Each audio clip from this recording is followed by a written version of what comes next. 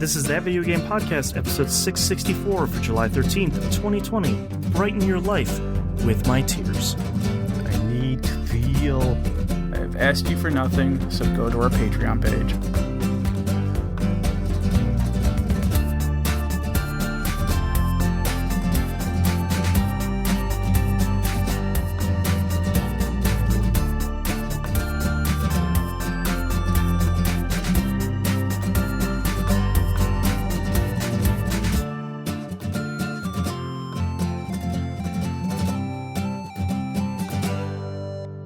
Welcome back to another episode of That Video Game Podcast. I'm your host, Boston. Joining me as always is Moonpier. Bonjour. And the Nymph. Hello. Patreon.com/E1M1. The ones are numbers. You get some cool audio. We keep releasing just a ton of it every week. And I get some help paying for the show, which is really great. Don't forget the newly agreed upon $250 tier. Not tier. If you want to give me $250 a month, I will never say no. But the $250 goal is me playing Resident Evil 7 and crying on stream live for your enjoyment and my horror. Yes. Patreon.com/ Please tell your friends. Tell your friends. Yeah. I talked over it, so yes, patreon.com/E1M1, the ones and numbers. Tell your friends. Yes. $2. That's get yourself signed in to $5, whatever it is. I need this. $5 gets you everything. My soul needs this. Yes, in right. the world of 2020, give us this light. All right. By that I mean light for us, darkness for Boston. It's brighten your life with my tears. Mm-hmm. That's what we're really talking about. All right, let's dive into what you've been playing. Moonpier.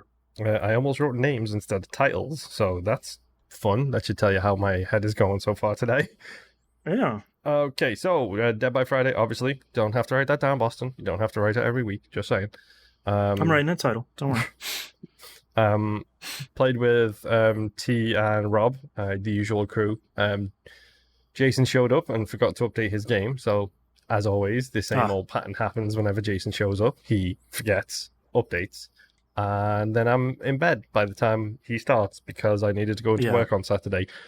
Boo. Boo. Boo hiss. I played a whole bunch of Apex Legends, obviously. The current storyline is wrapping up on Tuesday, and the season pass has got like another 4 weeks to go on it, so I'm on the run to 100 for that one, which is always fun. What's your current season pass rank as we've been charting it through the last couple of weeks? 64, 65, something like that. Doing all right. But I barely played it, and I've still got a whole bunch of challenges to go, so that can jump by anywhere between 5 to 10 levels a week if I actually want to put the time in to do it. Right. So playing very casually has worked out nicely for me. Nice. And now, on to the week of new games for Moon. Okay. We're going to start with Nier, first and foremost, because I did play a whole bunch more Nier. Oh, yeah. Did you forget that I was playing this game, dude? 100% did. I was looking forward to talking about it this week. This last week was just rough. Okay. So, I'm going to try and use descriptors, again, to not spoil anything for people. Same thing I did last week. Sure. So I reached the white city of Minas Tirith. Mm-hmm. Yeah.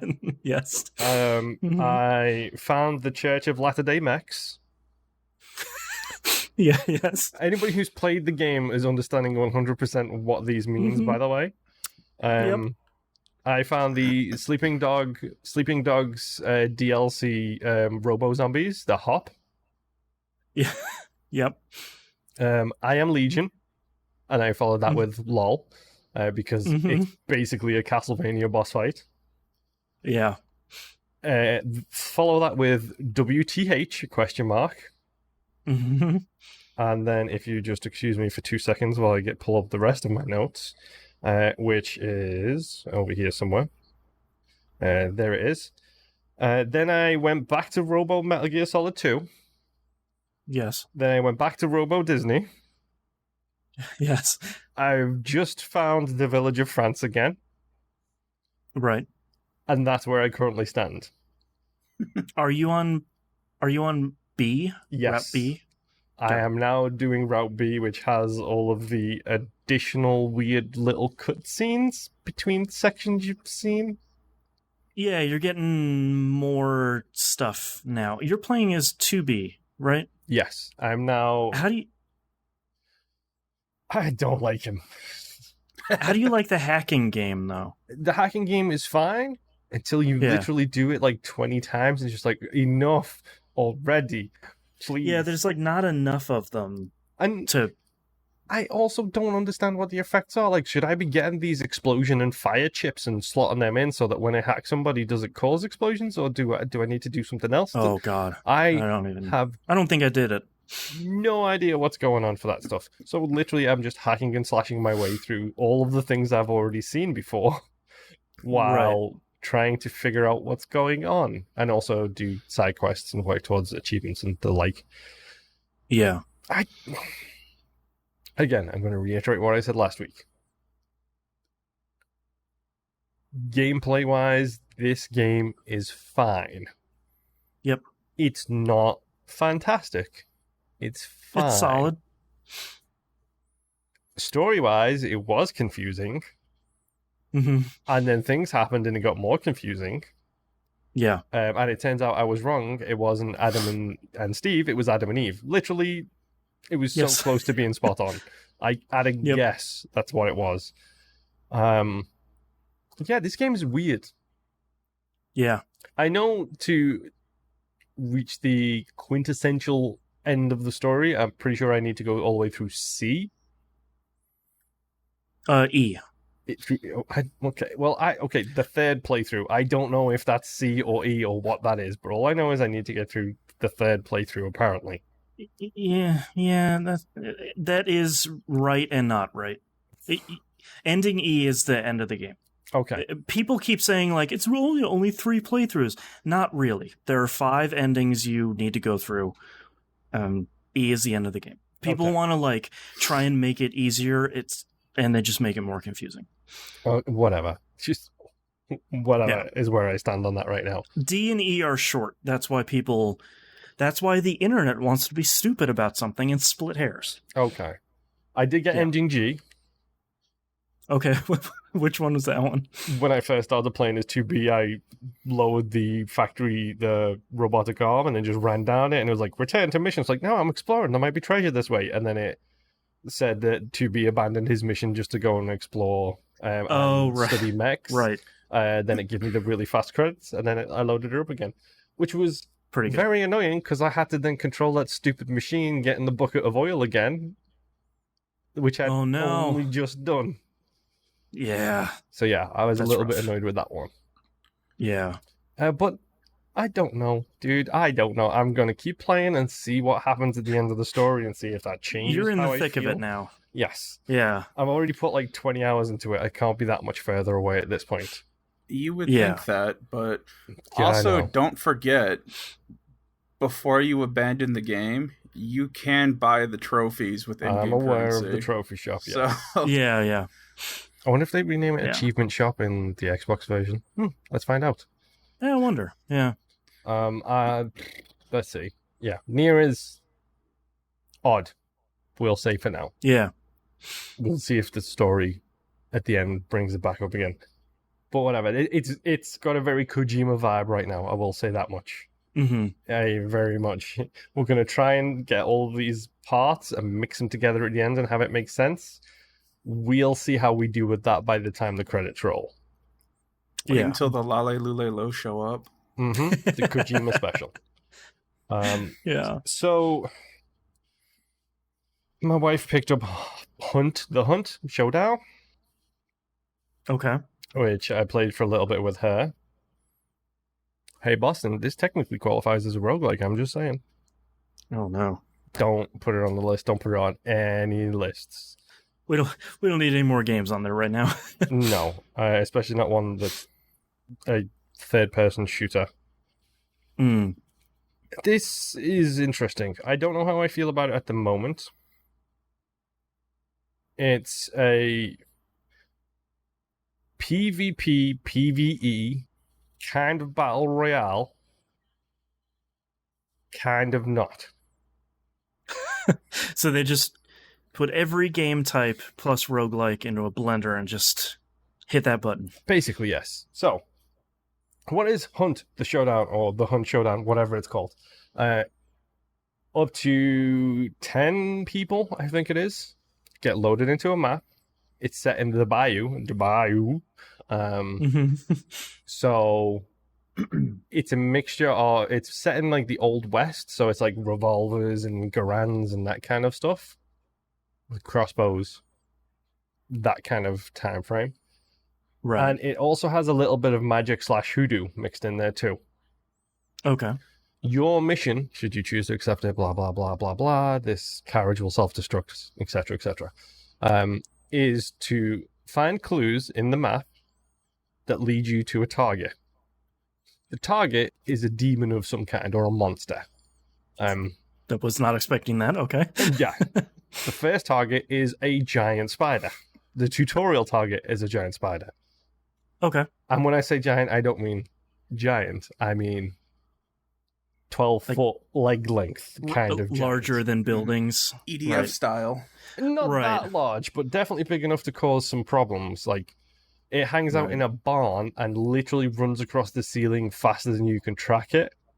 Blech. It's about the size of Shelob compared to regular humans in the Lord of the Rings movies, if you want that kind of size reference. Gotcha. Okay. It moves like a spider, it sounds like a spider, and it's creepy as a spider is creepy. So the goal is you kill the target, in this case, giant spider. When the target is dead, you find enough clues to find the layer of the target. You go to the layer, you kill the target. When you, I can't even remember the term used for it, but it's basically disenchants the corpse of this target, Okay. which takes like 60 seconds. A bounty coin appears on the body. You then pick up that bounty coin and take it to an exit point and escape from the exit with the bounty to get a whole bunch of rewards. Okay. I feel like I'm picking up the kind of framework here. Mm-hmm. Not too bad single player, but you load in with 10 other people or teams or whatever it is, and you all have the same targets. Oh, so now you're competing Yes. to defeat the target. And depending on the map, you can have one target or you can have two. There might be three. And you each have different targets to get to. Now, you can boogie at any point. You can like kill these zombies that are just rolling around, get some XP, and then boogie, and that's fine. Mm-hmm. Or you can try and take the target out, or you can be a person hunter and try and hunt the people who are hunting the targets. Right. When I played with my wife, we found the target the very first place we went to investigate. We skipped all of the clues. We found the target at the very first place by accident. Mm-hmm. Killed it, started to do the disenchantment thing, and then got 3 people coming after us because when you're doing the disenchantment thing, a big, huge thundercloud comes in this spectral vision and everybody knows where you are and what you're doing. Okay. So yeah, it's PvPE, kind of. It sounds kind of cool. Conceptually, it's very, very interesting. Yeah. The menus leave a lot to be desired because there is like a bajillion of them, and spoiler alert, there is also a free-to-play currency in this thing, and there is all this other stuff. It has the Dead by Daylight account level. So you gain XP, your account gains level. The character you play as gains XP as well. Okay. When you die, you're just kicked back to the lobby. Your character loses the consumable equipment they have or whatever, but they still have like guns and stuff like that. However, when you hit account level 11 to show that you are past the trainee mode, if your character dies in the field, they are dead. Sorry? Now, you can recruit people, like you get like these 4 recruits, and then you pick one and you recruit them, and you can have up to 4 recruits. But once you hit level 11, if they die in the field, they're dead. They're gone, deleted. Bye-bye. If you die in the game, you die in real life. Yes. This is Kojima's special again, set to disc alight. That's right. So if it's PvPvE, Mm-hmm. then that means that your character could potentially be killed by another player fairly easily, which would then permanently kill your character? Mm-hmm. That doesn't sound good. Which would kill your joy of playing the game?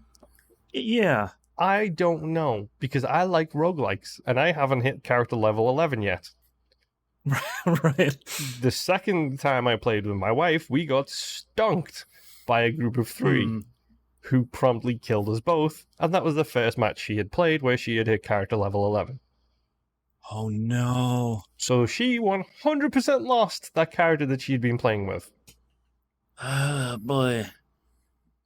I don't know how I feel about this yet because I haven't progressed to the point where I will lose people yet. Yeah. Like I get what they're going for, and it sounds like a cool idea if you do it right, Mm-hmm.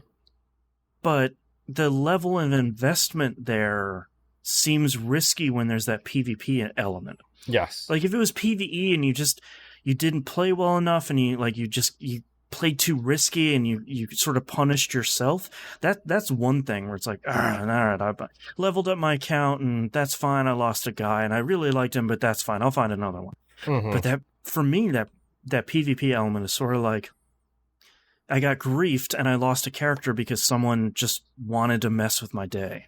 Yeah. And this is 100% a stealth kind of oriented game because it's set in the Wild West times. So let me tell you, reloading takes a while. Like, you have a revolver, and when you reload it, he opens the chamber and he loads the bullets one by one. And not with one of those quick load mag things where you just go, snap, close, done. Not with one of those. I'm talking about like... He's got a box of bullets. Spin, spin, yep. Spin. I don't know yet, is the big thing on this game. I'll probably keep playing it. Like, it's a game that I can play with my wife. We can go in as duos and then match against just duos because you get bonus XP if you just match in against every single type of opponent. So you can technically go in as a solo, matched up against duos and trios. It sounds cool on paper. Like, I feel like it's one of those games that has a cool design, but maybe never really... its downfall is that it might not meet its expectations. Mm-hmm. So, I mean, I'm going to play a little bit. We'll see how it goes. It looks cool. I love the setting. I love the music. Like, the game plays pretty well. It's very... Wait, is it third person? No, it's first person. I'm an idiot. It's a first person shooter. It's got... Remember when I started playing the Blair Witch and I said, oh, hey, why don't more games do the whole binaural audio thing? Right. Yeah, this does the whole binaural audio thing. Oh, okay. Which, when a spider is skittering above your head on the roof and then comes up behind you and all you can hear is... I don't like it. It's terrifying. It's genuinely terrifying. And everything is designed to give you game away. There's broken glass on the floor. There's geese. There's horses sleeping. There's everything. There's chickens in cages. You take one step towards them, and they all just like, he's over here. Hello. It's just like, come on. But the gunshots, you can hear them from miles away. So it is one of those games where like it might pay to be a little bit more careful, maybe. A little bit. I looked up the title of this. It is Hunt Showdown. Okay. It says Hunt Showdown is a competitive first-person PvP bounty hunting game with heavy PvE elements. Yep. PvPvE. Yep. It's a solid game so far. Whether or not I enjoy it remains to be seen. And I've got one more game this week. Everyone is laughing because everyone follows me on Twitter and knows the stupid thing I did. Yep. So I had to go to work on Sunday. I was annoyed. I was distraught. I was fed up about losing my weekend because I did, essentially. And it was Friday, and I just got paid, and I was a little bit peeved off. And on the way home, I happened to be perusing Twitter and got a promotion for the next video game I played, which was F1 2020. Yeah. And then I go home, and it's like, let me just look at reviews and see what people say. I like that you're like already 85% sure you're gonna buy it. Well, yeah, because I haven't played a Formula One game since like 2007, and that was okay, but it wasn't anything great. So I looked up some reviews, and the general consensus seems to be this is probably the best Formula One game that has existed in a long time. Oh no! Including a full career mode, as you would normally get with all the other things. It's got custom leagues where you can race against people and like have scheduled races like every week or whatever, so that you can take part and race online against your friends. It's got regular matchmaking. It's got, ranked and unranked. It's got Formula One esports spotlight. It's got character customization, car customization, helmets, suits, skill trees. We'll get there. But it also has my team mode, which I've seen one funny screenshot from this. Don't make them like I was talking about this with Rob during Dead by Friday. It's not an ultimate team mode. It's not a hockey ultimate team. Right. It's not a FIFA ultimate team. This isn't a microtransaction based card game where you have to pull cards out. And look, you've got the shiny gold silver foil Lewis Hamilton rookie purple card. Wheels. Yeah. Like, you don't have to worry about any of that. My team mode is essentially a career mode where you come into the Formula One 2020 season as a driver owner of a brand new team. Oh no, I like that. So you drive for your own team, which it has happened in Formula One before. There's been several driver owners who like literally drove their own cars while taking part in the season. And you have to come up with the name, and you have to figure out what the livery wants to be, and you have to figure out what your color scheme is. You have to hire a second driver, pick your engine manufacturer. Spoiler alert, go with Mercedes. It's cheaper than Ferrari and it's better. And then you have to work your way up the rankings and like get more rep. When you first start the game, your home base is basically just a warehouse with a car sitting in it. Right. So you have to develop all of these different departments: your aero department, your durability department, your suspension, your marketing team, your drivetrain team. Big booties. Drivetrain is literally one of the categories, by the way. Yep. And I know that because don't mention this screenshot, because I might mention this in a second. Okay, I'll let you, because I think I know what you're going to say. And I think you're leading to it. Yeah. And okay, so when you start the game, it's like it starts you in an interview with, I think it's Lee is that guy's name, the guy from the Formula One show. I think it's Lee, the cool F1 expert guy. Yeah, but he introduces you to the game, to this type of mode, because he sits you down and gives you an interview, and you have dialogue choices. Okay, I like that. It's like, welcome back to Drive to Survive. Like, it's asking like a whole bunch of questions. It's like, so what do you think your chances are? It's like, well, it's not so much about me, it's about the team, and that will boost your team morale, or you can get a rivalry going with other rivals. And right. Or it's like, it's all about me. Yes. Like, you can do all of this option, and like, he's like, what's the most important aspect of your car that you think is going to do you pretty well? And there's like different departments around the wheels. Like, dude, this is like 2 minutes into the game. I'm just going to hit up and select the aero department, because I know that's very important in Formula One. It's like, I think the aero department's done a really solid job. Right at the bottom of the screen, pops up a message that says, the aero department noticed that. Oh, nice. The one that Aura Hack posted was, the drivetrain team noticed that, and I was like, oh my god, this is so good and so dumb. It literally has dialogue choices that have consequences for your team. And I'm not gonna lie, the second it said the aero department noticed that, I paused the game, I stood up, and I walked away. Because it was just like, did you really just drop a Telltale, a Telltale Games moment on me in the middle of talking about? Did you just like Clementine will remember that? Yeah. It's better than the... So now you got to really think about it, is the next time you take that car out, the wheels are going to fall off before you even get out of the pit lane. Right. Yeah, exactly. A bunch of your team is in the pit, middle fingers up, and you're like, I heard that. Well, it's It's, other than that being supremely dumb, Yeah. it's a really solid management sim. Like, before every race weekend, you have to figure out how to allocate your time. So, like, are you going to do a promotional shoot for the new drivers? By the way, my secondary driver was Tatiana Calderon, one of the best female drivers out there. So, me and her, starting from the back of the grid, going to take some fools over. Right. But it's like, you got to figure out your time management, figure out, are you going to focus on marketing, like, have like a company sponsored event to get your team name out and about. And you gain XP, which is your notoriety as a team and as a driver, and as your co-driver gets theirs done as well. And then the more notoriety you have, the more sponsors you can sign. The more sponsors you can sign, the more money you get. The more sponsorship goals you fulfill, you get bonuses based on those, which allows you to put more money into the different departments and evolve those departments to get better and better and better. Okay, cool. One minor issue with that. Don't use the career mode as your first time playing the game.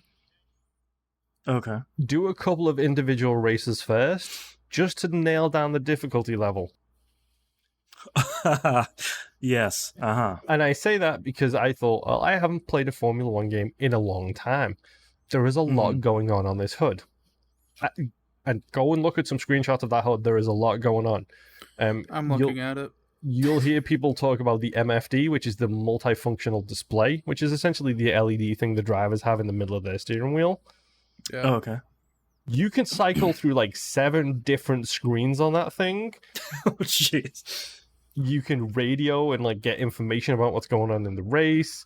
You can, choose to call a pit stop early, choose to push a pit stop further back. And it even does that little noise that they do on the Formula One TV shows that shows you communicating via the radio. That's cool. There's a lot going on in here. I thought, like an idiot, I'm just going to start this my career mode. I'm going to throw it on amateur driver difficulty for now, so a whole bunch of assists are turned on. I'm going to leave the default AI at easy, which is 20. It has that scale of 100 difficulty level that I like so much. It starts at 20. And then I started my race weekend in Australia when the season was supposed to start 6 months ago. Right. I made a mistake because it was too easy. I'll get that out the way right now. It was so easy. And I was explaining this to my wife. I was like, as a Formula One fan, a new team should not arrive on the paddock and then win the first race. It should not be that simple. The only time that's ever happened was Brawn GP in 2009, I think it was, and that's because they had Ross Brawn behind the wings. And go read about Ross Brawn if you want some really good like F1. Read about that season. That team later became Mercedes, by the way, just for the record books. No big deal. I should be fighting at the back of the pack. I don't want a rivalry with Lewis Hamilton. I want a rivalry with Kevin Magnussen.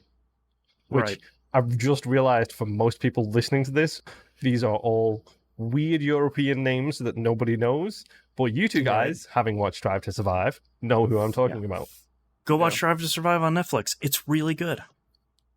So I'm trying to tweak the difficulty. So I just started the Australian. I did the whole race weekend. Fun fact, it gives you practice 1, practice 2, practice 3, qualifying, race. You don't have to do them all because you can simulate them. But it gives you a reason to jump into each individual event, because you jump into practice 1, it's like, okay, let's do the track acclimatization run through. And it's cool. Do 3 laps around the track. You will get resource points which you use to develop your car based on how you drive through these like vision cones that show up on each corner and what speed you take those. So at this corner, you should be going around about, 90 mile an hour. If you go through at 90, you get a little tick, and you have to chain them all the way around every corner. Okay. And then it gives you goals to like, okay, now you're getting a bit used to the track. That's good. You've done the expected, but you can do better and get even more resource points. If you push a little bit more. Yeah. And then that comes to your development of your car. And it's like, here is a low fuel run. Here is a race test. Here is a DRS test. Here is a tire management test. Here is a fuel management test. and it gives you the exact reasons why Formula One cars have practices before the race. It gives you the reasons why, and it gives you an objective to actually encourage you to go and do those things.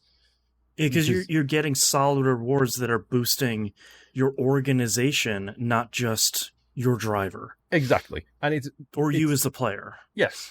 And it's given me a reason to do that and then go in the qualifying. And you can choose, by the way, like length of sessions. Like, so I think my practice sessions are 20 minutes long. My qualifying session is 18 minutes long.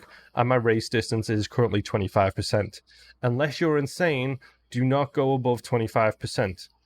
Because it takes me about an hour and a half to do one race weekend. Oh, jeez. Okay. That's a good time investment, though, like if you want to not simulate everything. Exactly. So I can go in, I did a race yesterday, 2 races yesterday. Wait, no. I did a race Friday, a race Saturday, and a race today. That's perfect. I don't need to, spend 72 laps around the Austrian GP. Get your P's and your Q's out of the way. Exactly. Yeah. I jumped in, I did the Australia GP, I qualified first. I shouldn't have. My car is not a Mercedes car. My car is Anglo-American Racing Incorporated. Thank you very much. Well, I'm doing all this stuff, and, I win Australia, so I was like, okay, take off some of the assists. So take off some of the braking assists, take off some of the start assists. Like, if you have the start assists on, the lights go out, you hit go. That's it. Oh, okay. If you turn off the start and assist, you have to hold A to lock the clutch in, rev to the perfect rev, like kind of keep it revved or about the right revs. And then when the lights go out, let go of the clutch so it catches and you go. Oh, wow. It's really effective at making you feel super uncomfortable. Spoiler alert, I did a whole bunch of online races just to see what it was like. And I may or may not have jump started my first ever race, 6 seconds before the lights even went close to being out. Right. But it does this whole thing, and like I said, like the fuel management thing, like in the practice sessions, it teaches you about lift and coast. It's like, okay, so when you're in a big straight, lift off the gas, coast to the corner, then brake in at the corner to save yourself on some fuel. Because the whole thing with Formula One, if you don't know anything about Formula One, listen to some of the pre-show stuff, especially for the patrons. Yep. You'll get a good history there.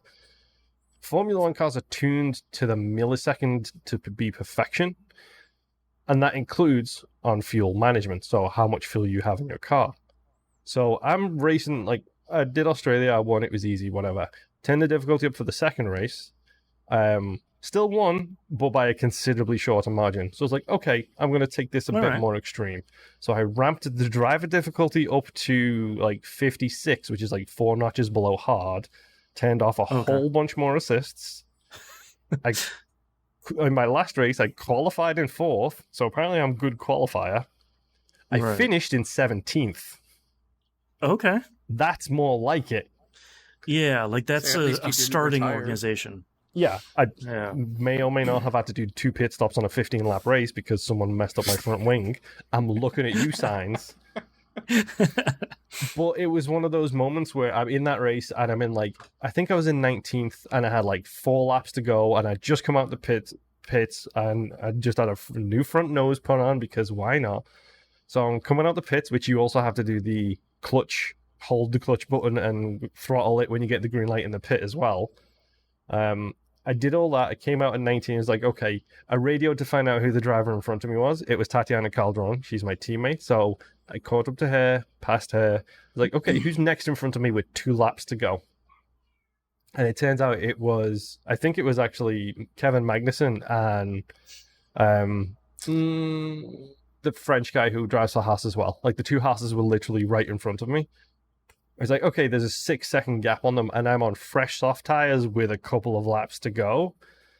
And then the guy comes over, I think a lap before that, it would be like, oh, you've got 2 laps of fuel. And then I looked at the corner, I was like, wait, there's 3 laps left to go.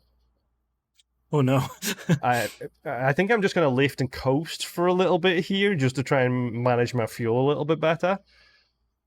And then as I'm coming over the finish line for my last lap, he's like, okay, you've got enough fuel. Like, you've got 2 laps left. You've got 2 laps of fuel. You should be fine. And then he's like, the car in front's like 6 seconds ahead. Let's see what we can do. Let's push now. And I was like, okay, enough of this lift and coast nonsense. I am going. I am full rich fuel mix, full DRS, full airs mode, like sticking everything on high, like turning it up to 11, and then just going for it. And I overtook Magnussen and the other French guy, that French guy I can't remember the name of, Romain Grosjean. There you go. Roman with the homies. That's how I should remember. I overtook them in the last lap with 2 corners to go, and I got 17th, and I was like, you know what? Nice. That was great. That sounds like a really good race. Genuinely fun race, and it was on Hanoi, which is the first time Hanoi was supposed to be driven, was this year. Obviously, it hasn't been, because that was 3 weeks ago. Right. So, that track, by the way, based on this game, really fun to drive, really hard to race on. Kind of similar to Monaco, where it's the walls all the way around. It's like you make a mistake and you are going into a wall, and then your front wing's coming off, and then your back wing's coming off, and good luck with the rest of your race. Right. But yeah, as soon as that guy said, like, let's push, like, my heart rate went up. I was like, okay, I'm going to give it the beans and see what I can do, kind of thing. Like, hell yeah, we're pushing. I was like, okay, this is what Formula One does when you're spectating it, and you know, like, when you hear the radio guy say to Lewis, oh, it's hammer time, Lewis, it's like, go get him, Lewis, go get him. Yeah. Smash that thing to the floor. And it's great. It's fun. It looks gorgeous. It's got the Formula One presentation all over it. It's got the full licenses for everything. The sponsors are all real. It sounds fantastic. There's something really satisfying about that. When you do, like, from 8th gear to 1st to go into one of those corners. Yeah. I'm not manually shifting yet. I might get there eventually. We'll see. Yeah. But everything about it is so good. Like, I can even tell you my problems in driving in the game is I'm using a controller at number 1, which is a bad way to play these games, but I don't care. I'm loving it all the same. Yeah. The impulse triggers on the Xbox One are superb for this, because you can feel the rumbles as you're going over the rumble strips on each side, or over the curbs. I throttle too hard coming out of corners. I don't have a middle ground. I go from no throttle while I'm turning to, like, lead foot as soon as I've got even the sight of the corner exit. So every single corner, it feels like my back end is just going squiggle, squiggle, squiggle out of every corner. So I know I need to get better at feathering the throttle a little bit on that front.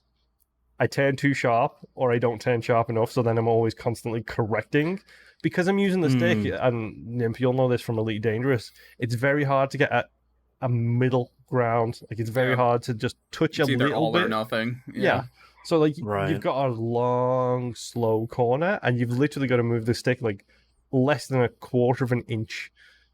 And you do that, and you move a little bit too far, and then suddenly you're heading towards a wall, so then you let go, and then you got to reset, and it's the same thing over and over again. But I love this game. And take my opinion with a grain of salt here, folks, because I am an F1 fan. I love this sport. I love the drama and the politics, and the fact that now I have a career mode which allows me to, number 1, make my own team, and number 2, be part of the drama and politics with manufacturers and the races and everything else. It's so stupidly fun. And 25% is about the right distance for me, where it's not too long, it's not too short. I can jump in, do a race, and be done with it, and I feel absolutely fine with the progress I've made. Because, like I said, those practice things, I don't know these tracks. Like, I haven't driven them in years.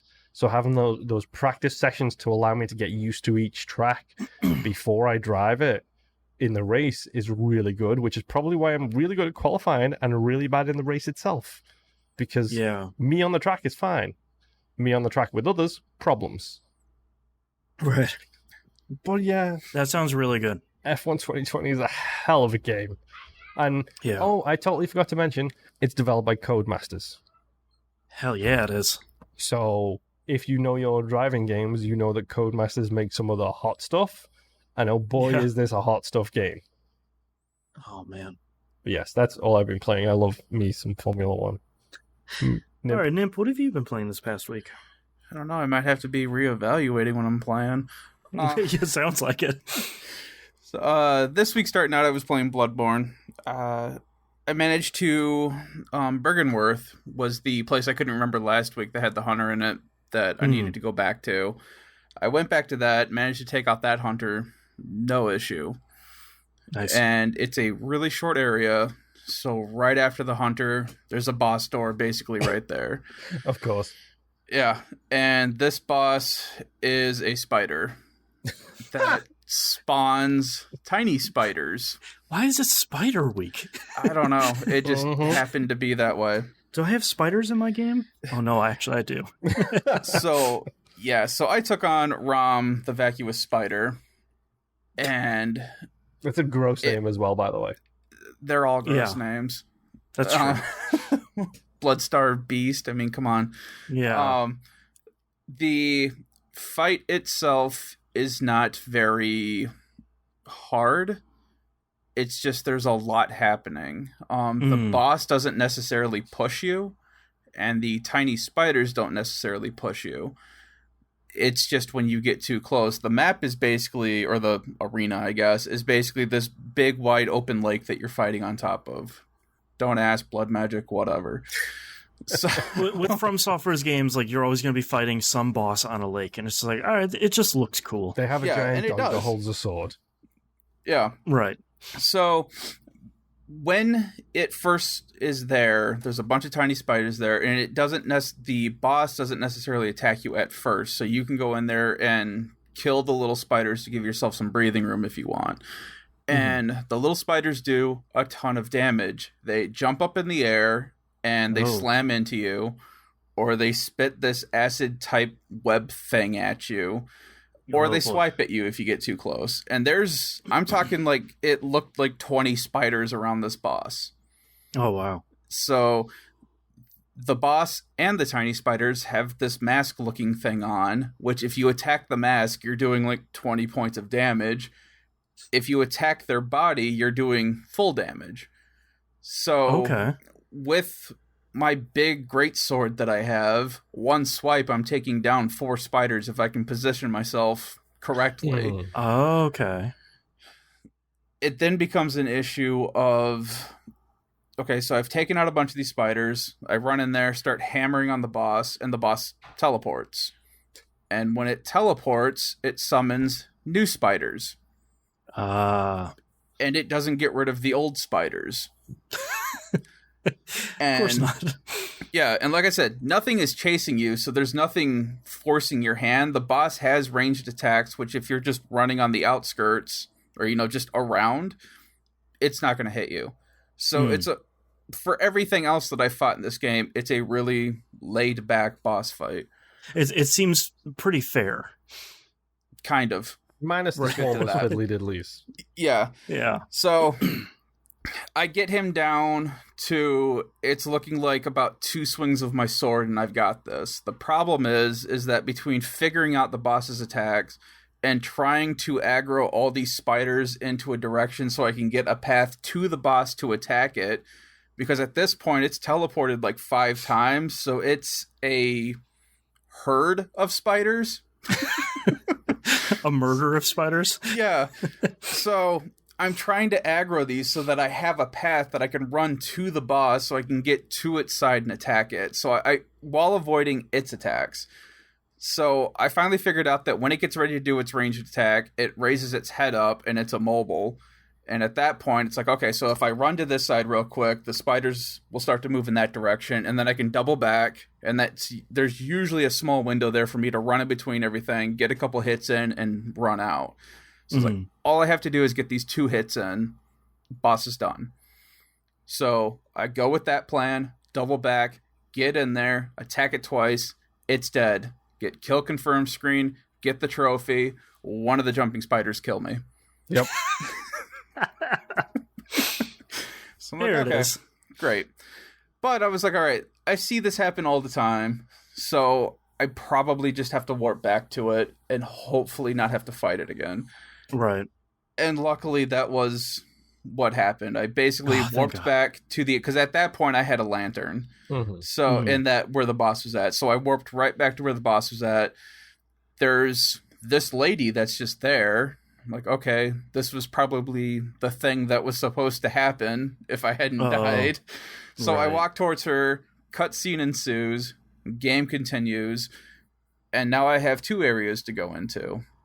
Nice. But before I do that, I spent about 45 minutes running around on top of this lake trying to find where I died because it's all silvery and everything moves. So to try to find this little red blood spot where in this literal sea of water was very difficult. So I get my stuff back, and now I have these 2 areas that I can go to. One is the what is it? It's the Hidden Village. The Schmorgelblagen? Yeah, no. The Hidden Village is one of them that I can go to, and the Lecture Building is the other one. Or I'm sorry, the Unseen Village, not the Hidden Village. So I'm like, all right, I have these 2 areas. Let's go check out the Unseen Village. That place sucks. Basically, what makes it suck the most is that when you go into an area, you clear it out, you continue on. The problem is that when you clear out an area, within about 10-15 seconds, everything respawns. Oh, no. And you're not getting more experience for killing these guys.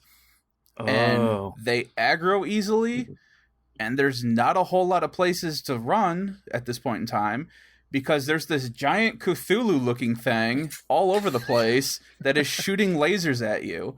And not only does it shoot lasers at you, the places it shot lasers at, 2 seconds later, start to blow up. Oh my god. So I have this train of mass murderers following me, this Cthulhu thing that's trying to kill me. I can't get anywhere because it's like a ton of things happening at once. I'm like, all right, screw this. I go back, get my stuff, and run back out. And I got to the lecture hall. I'm like, you know what? That's enough for today. I've done enough. So, out of curiosity, were you playing Bloodstained or were you playing Contra? Yeah. Both. Yeah, apparently. So I got to figure out what I got to do in either one of them. The lecture hall, my buddy was telling me he doesn't think I'm at the point where I can do it, because I guess it's 2 floors for that. And he says he doesn't think that I'm at the point where I can get to the 2nd floor just yet. So he's like, you can go ahead and explore it and see where you're at and see if you can get through it and see what happens. But he's like, yeah, good luck with Unseen Village. Nobody likes that place. Like, Great. yeah. It's the Blight There's Town. one in every one of those. Yeah. It feels worse to Blight Town. Because I got through Blight Town no issue. On the OG version, it was mostly the frame rate that killed Blight Town. Yeah. Yeah. But it's just, I have a certain method of exploring areas, and this is killing that method. Right. And I don't like change. Is it the same as me, where it's thoroughly and ruthlessly? Yes. Yeah. Because I have my big sword, I can just walk in and do what I want, and I can't now. Right. And that's also a lie. That's just what I tell myself. So, Right. So after that, online I had seen that there was a mod for Dark Souls 3. And for some reason I have that on Steam. I didn't buy it. I don't know if I got it for free or whatever. Probably. And I'm not going down the rabbit hole of replaying Dark Souls 3. I just really wanted to check out this mod. And the PC mod is that you can get Kairi from Kingdom Hearts 2 in the game. I did see that. And I was like, this seems dumb enough and funny enough to check out. Yep. And it is. And it's really well made. Nice. It integrates really well. They changed a couple of her attacks. They also changed the starting sword so that you get her Keyblade. Great. The only problem with that Keyblade, it is the actual size of a Keyblade from Kingdom Hearts, which means it has really short range. Aha. Yeah.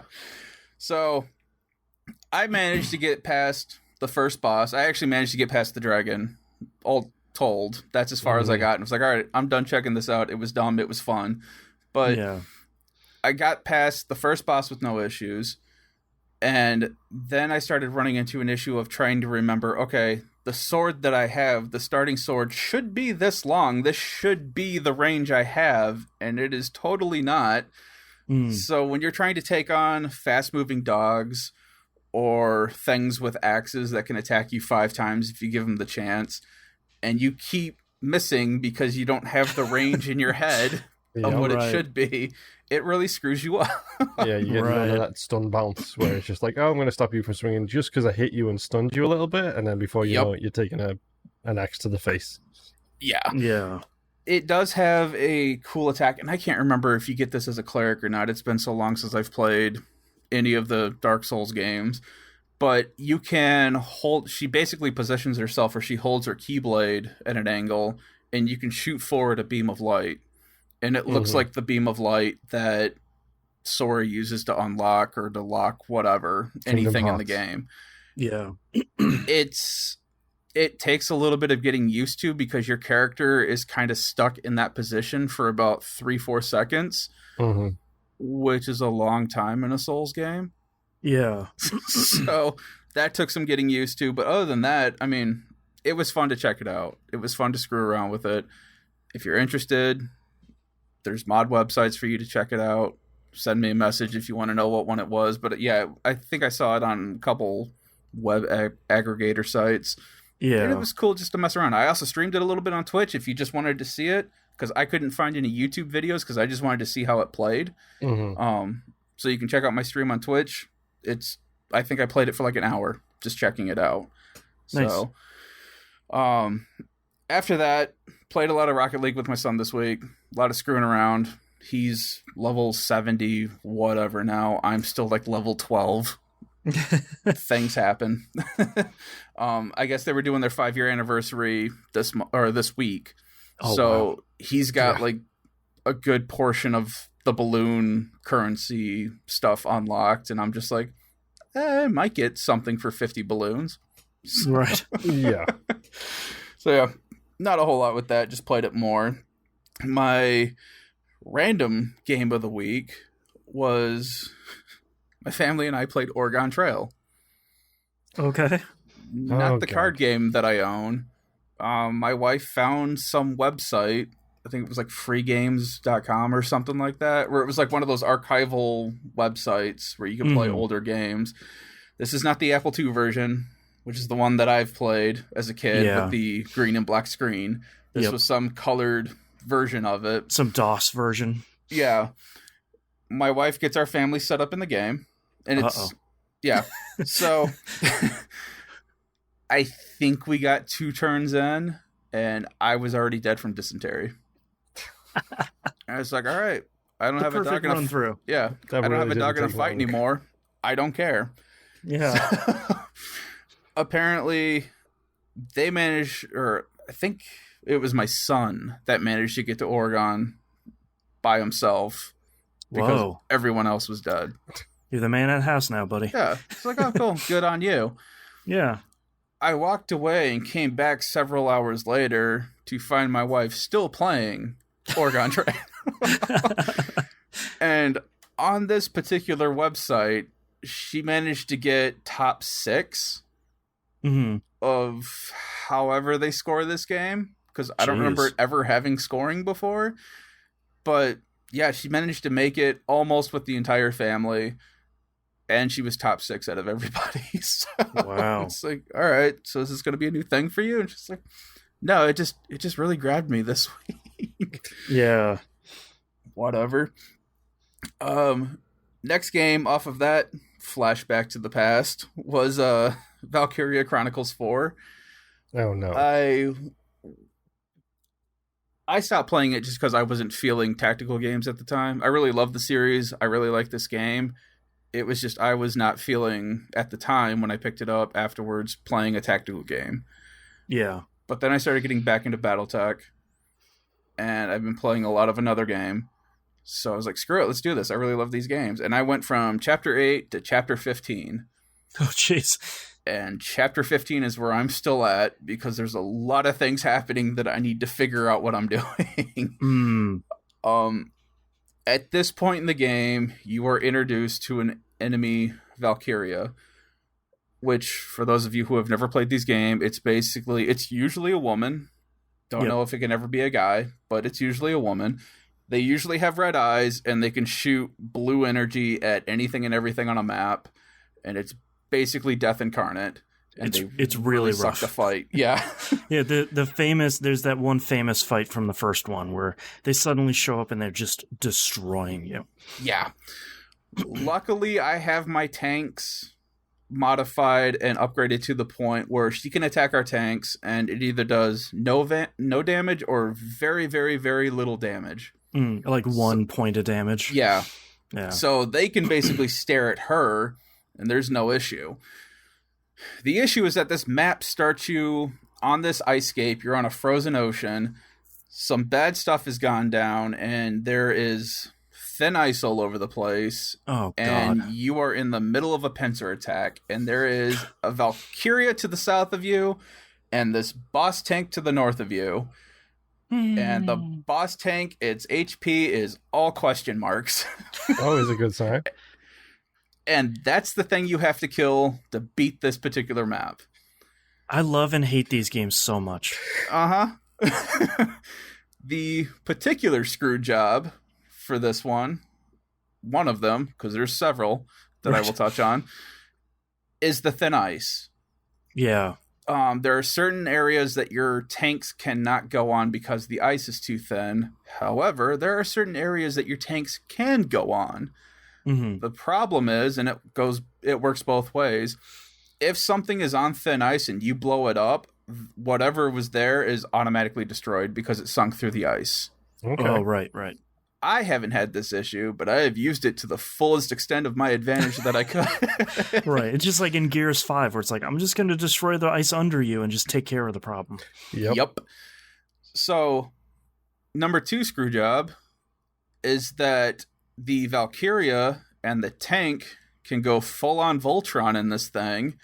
Oh, no. And literally set up a dead zone that is a quarter of the map. Jeez. And there is no hiding from it. It's just, there is a block of red that shows up, and it's basically like, get out of here. Like 16 by 16, like you just gotta escape it. So, the mini-map, it shows when you have units in that area. And it's just this little red hashed ring that says, hey, your tanks are here. And it shouldn't be. It's like, all right, cool. Right. Let me move my tanks, because normally when you have a ring on the map, it's a stationary hit. It's like, okay, if I get them out of that ring, they're fine. No, it's when you pull out into the command map, it's this entire block that is kind of faded. Right. So I move my stuff out of that ring thinking, okay, they should be okay. It does its attack. I lose 5 soldiers. Oh. 1 tank. Hey. And the other tank is severely damaged and can't move. Oh, God. And this was round 3. There it is. Yeah. So I'm like, okay, restart this map. Let's try this again. And I think I'm on my 4th attempt at this map right now. Mm-hmm. And still haven't fully figured out what I need to do just yet. So it's going to be a while. Yeah. I still love the game. I think I have a pretty good idea on what I need to be doing. It's just getting everybody and everything moved into proper positions. That way I can cover my units and still be able to scram when stuff goes down. Because it's basically an order that they do when they combine the Valkyria with the tank. And it's not like it's every round. And I would assume it has a cooldown. So I also was able to get that tank to get away from the Valkyria. So I'm thinking if I can get it to come back up to the north side of the map somehow and just kind of separate them. Yeah. Yeah. But then I start running into the issue of now I have my forces separated between the south end of the map and the north end of my map. Right. And normally that's a really bad thing, but I'm thinking I'm going to have to do this. Oh, so, man. And then it's just trying to pay attention to all that thin ice because it's everywhere, and I know that's going to screw me over one of these runs, and I'm not going to be very happy about it. Yeah. Besides all that, though, still really like the game. Yeah. So we'll see. Hopefully, I believe it's the same as the first game, where it's only got 18 story chapters, and there's a bunch of little like intermission chapters as well. So I'm right there. Yeah. And I'm hoping it doesn't do what Valkyria 1 and 2 and 3 does, where the last map is something that I'm just stuck on for a couple months because there's too much going on. Yeah. And yeah, because the first game, you have that massive ship, and that was not fun. Right. Yeah. So God. we'll see what happens. Yeah. Hopefully I'm not fighting 6 Valkyria at once, because that might actually throw me from the series. Fingers crossed. Yeah. Last game that I played today was Utawareremono. Moro? I am never going to get this name. I think it's the first one. Yes. Prelude to the Fallen. I've beaten this game this week. Nice. Really fun. Really enjoyed it. It put me at about 40 hours. That's good. A lot of that was just staring at a screen and just letting the story play, which I really enjoyed. That's the good stuff. And the fights get a lot better, and the end boss gets a lot tougher. Oh, well, okay. I managed to make it throughout this entire game without grinding any levels or anything, because usually it keeps you right about where you need to be for each fight to continue on, so you don't need to grind. The final boss, I still did not grind, but that really pushed the tactician in me to figure out what I needed to do and to figure it out fast, because there's a lot of things happening. There's a lot of attacks that almost one-shot you, and you have one healer. Oh, wow. And you are playing with your full party of 14 characters. Right. So there was a lot of rotations happening with, okay, you have full health, you move up, you have 1 health, you come back. Right. And then basically this roulette of these characters walking around my healer, so that way, okay, she healed him so he can move and go, move the next guy up, and it's get back on the field. Yeah. And then it kind of came down to the wire of, eventually I started doing a lot more damage, because you're not doing, like, the final boss has the most hit points out of anything in this game at like 3,600 hit points. Oh, Jesus. And you're doing 100 points of damage with your strongest character. That was just doing 1,000 points of damage the map before this map. Right. Yeah. So between doing the final strikes, which would bump you up to about 600, depending on the character that you were using, and your regular attacks, it was basically just, okay, I just need to keep people healthy and keep the rotation up. And I had characters that were doing 2 points of damage against this thing that I was like, you know what? It's 2 points of damage at this point. I don't care. Right. Get out there. Be a target. That way the things that I have to heal aren't the target. And let's just keep this thing going. And it kind of got to the point closer to the end where I'm down to the last section. It's the final form. And they are doing enough damage that they are gaining enough experience that they start to level up. Just about every two turns, they're leveling up. Okay. So it's a race against the clock of, okay, he just took 600 points of damage. He is down to 25 health. But hopefully this next attack that I do is enough to level him up, so that way it boosts him back up to full health. Ah, right. And it should charge his zeal, so that way I should be able to hit his final strike. And it was just a weird gamble that I've never had to do in these games before, and luckily I was able to get it to pay off. Yeah. So some real XCOM, like 45% chance to hit, and you're like, I'm just going to do it. Dude, the amount of times... Oh my God. But yes. Yeah. Love the series. Love the story. Fun game. Yeah. Go play it if you haven't already. PS4, Vita, it's all there. Except for this one. Right. Well, no, actually, yeah, this one is on the Vita. Digital only. So, yeah, that's right. Yeah. But that's all I've been playing this week. What about you, Boston? I got my Joy-Cons back already. Huzzah! Did you get them back broken, or did you get them back fixed? So I got brand new ones back. Nice. I got an email from Nintendo that were like, okay, we received them. We're taking a look at them. Just hang out. Next day, I got an email where it's like, all right, they're shipped. see you later. And then the next day they were in my mailbox. It's like, wow, okay. They very clearly just sent me brand new ones, which makes sense. I also know that because they didn't have the firmware updated on them. So they are definitely brand new ones. Nice. And they seem good so far, which I hope they would, because they're brand new. If I got broken brand new ones, I would probably be pretty upset. I honestly thought you were going to say you knew you got new ones because you didn't have all that child gunk in them anymore. Yeah. Oh, she doesn't get to use my Switch. She's not to be trusted with it yet. Yeah, mine aren't allowed to pull it out of the dock, or as they get sternly yelled at. That's a smart choice. Yeah. But yeah, I just sent mine out this past Friday too, so we'll see what happens. Yeah, it took them a couple days to they got it, and it took a couple days for it to get up in the queue. But once it did, it just kind of, they clearly looked at it and said, "Oh, this is a drift. Toss them out, and we'll just send them new ones." So it was pretty easy. I played more Final Fantasy VII Remake. I am finally done with Wall Market. Thank God. It ended pretty nicely. I'm glad they kept the different dialogue between Aerith and Tifa when they're threatening Don Corneo. That's some of my favorite translation stuff from the original, and it's nice to have them carried over. It is the first time in this game where I felt like the section was way too long.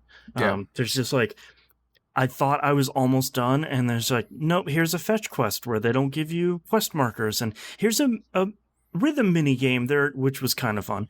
But there's a rhythm mini game they're having you do, and here's a bunch of other stuff. It's just oh my, please, I just want to keep going, please. Go find this person in a back alley that you didn't know existed and that you didn't know you could access. I ran into him once. The guy's oh, go meet a bunch of sick people around town. It's dude, I don't. That's exactly what I was thinking about. Yeah, and it's I had run into that dude before, and it's just yeah, it's a guy in a back alley behind a bar throwing up. Of course it is. And they're yeah, remember that guy? It's no. So I looked that up, and it's just it's this guy over here, it's this guy over there. It's okay, thank you. But I'm done with it. Cloud and Address was still really great. I got the best dress for Aerith because I had done all the side quests. I had seen some people online originally. They're you have to do all the side quests for the best Aerith dress, and I'm you're not doing all the side quests. Have you played a JRPG before? Right, what are you doing, man? And then I got the really weird one for Tifa because I picked, and the choice I think I picked something sporty, and hers was got weird. Her Chun-Li looking one? Yeah, her Chun-Li one, which was not great. Not. Yeah. It wouldn't be my preference. But yeah, sort of motoring on with Final Fantasy VII Remake now. I'm hoping that I'm going to kind of pick up steam again now that I'm past the incredibly extended Wall Market scene. Well, hang on. You skipped over the important dress. What'd you get for Cloud? I didn't know that there were multiple ones. Oh, yeah. Oh, okay. I got... I don't even know. It was a purple, the purple black one? Yeah, purple and black one. Yeah. It looks really good on him. Yeah. He it's pulls funny it off really because, well. Yeah, it's funny because it's nice that the remake never really makes fun of Cloud. That was always the concern where it's sort of haha, cross-dressing. It's it's been a long time since the first one came out. So it's the culture, society and culture is a lot different. And Cloud is obviously uncomfortable, but no one ever really makes fun of him about it. And it's just a means to an end. He's I have to go do this to save Tifa, and I'm not going to let Aerith go in there by herself for obvious reasons. So I will just put on a dress. Don't look at me. We're going to get this done. Yeah, I just thought it was really funny when Aerith was trying to comfort him, and he's staring at a wall, and he's don't talk to me. Don't look at me. Just go. This never happened. It's really great because it's the only time you control another character, and it's her chasing after Cloud, and just Cloud, hello, and he's saying nothing. He's don't even, I don't want to talk about it. But you look really cute. Don't look at me. Yeah, I think the white dress really is my favorite one for Cloud.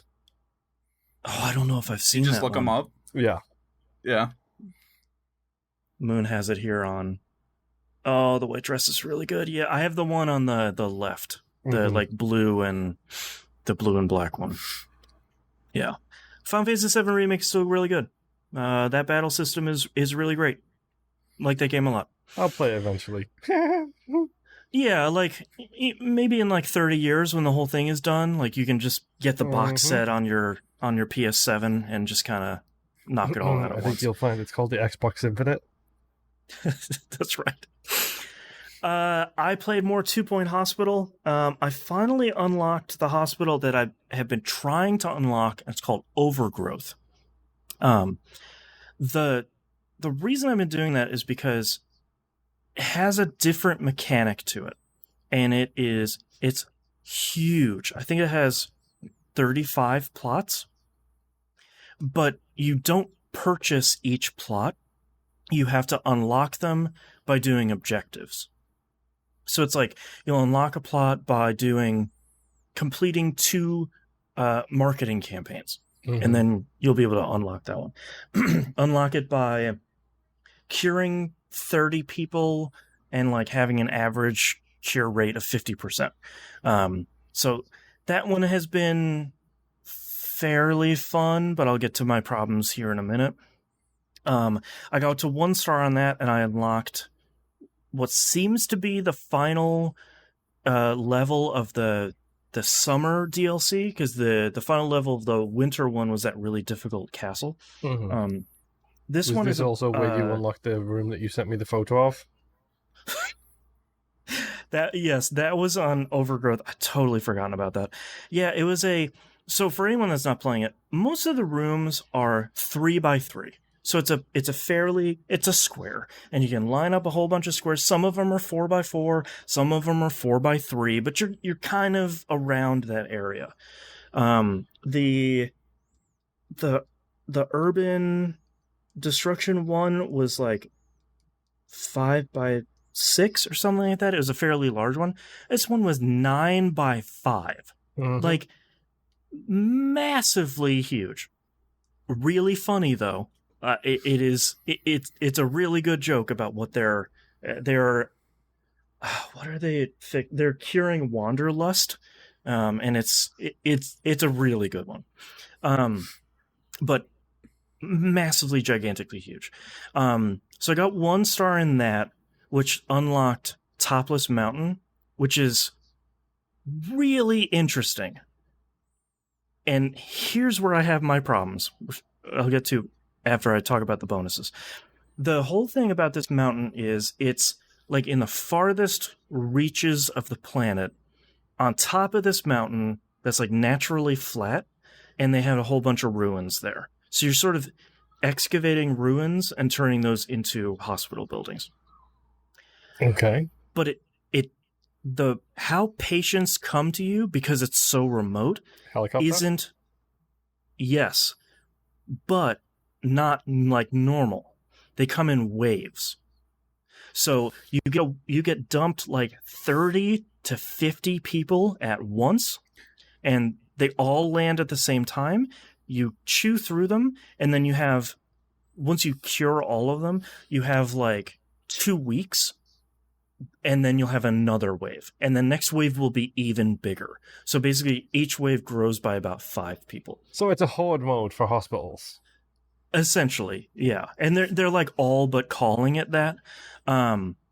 It's really cool because you really have to have your hospital the most efficient it can possibly be, because you need to get people in there, but not too fast, and like really dole out how quickly they get to GP's offices, have absolutely every treatment facility built, because you have to meet a minimum percentage of people treated to get the next wave. And it seems so far like it's 55%. And it's really, really cool. And it's nice to see them take something so different like Overgrowth was and deal with it in such a different way. But I kind of think I'm done playing this game because of the natural disasters. Because the problem is, it feels like every other month I have a natural disaster come through that damages each and every one of my machines that are all being used by all my patients. And if I hire too many janitors, it's hitting my bottom line too hard. Mm-hmm. So I'm losing money each and every month.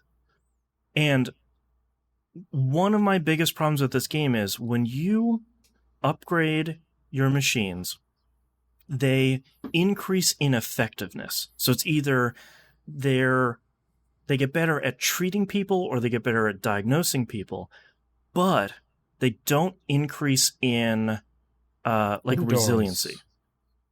Yeah. So they don't have like more health or more uses or whatever you want to call it, whatever that bar represents.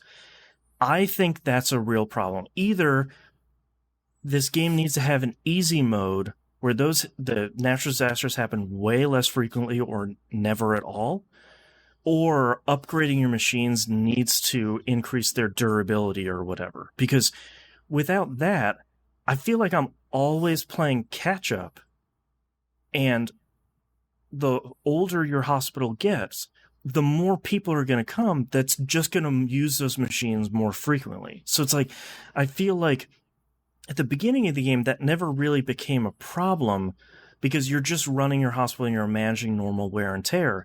But all of these natural disasters, I think, is a real... I know it's supposed to increase the difficulty, but I feel like it does it too much, and it swings past being challenging, and it swings into being too difficult. Yeah. And I really like this game. I mean, I've been playing it for almost this entire year.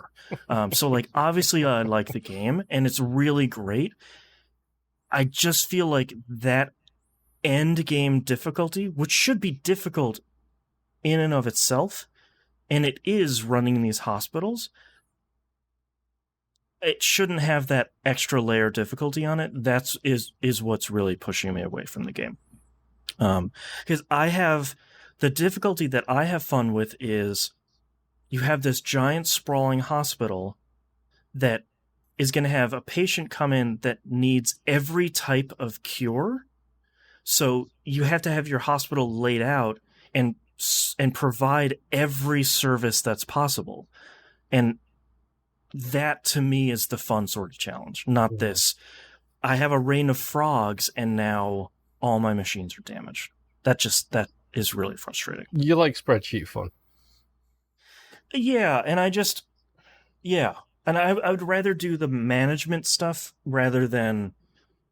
I would almost like it to be more like the old SimCity games, where it happens once in a while, it's maybe more impactful, but it doesn't... it's not happening multiple times a year. It's maybe happening once every couple of years, and it's really damaging. I think I'd prefer that, where it's like, all right, now I have to sort of scramble to clean up and maybe replace all these machines that exploded, as opposed to kind of doing all this management. So we'll see. I don't know.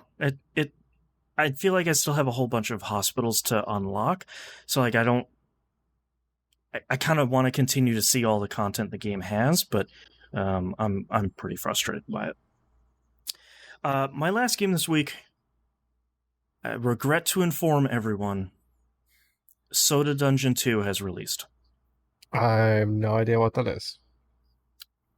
Soda Dungeon came out. It's a mobile game that came out a couple years ago, and it sort of took this podcast by storm. It's essentially an auto-battling RPG. That I think I remember that. Okay, I remember a different name. Okay. You might be thinking of Nonstop Night. That's the one I'm thinking of. Yeah, that's more like an auto-battling roguelike. This is really interesting because essentially you have 6 characters. It was 5 in the first one. And you're kind of letting their AI battle through the floors of this dungeon. You can fight by yourself, but that's kind of not the point. You're sort of pushing your team as far as it can go every run. And sometimes you'll only get like one more floor past. Sometimes you'll get 25. You're going to get better loot.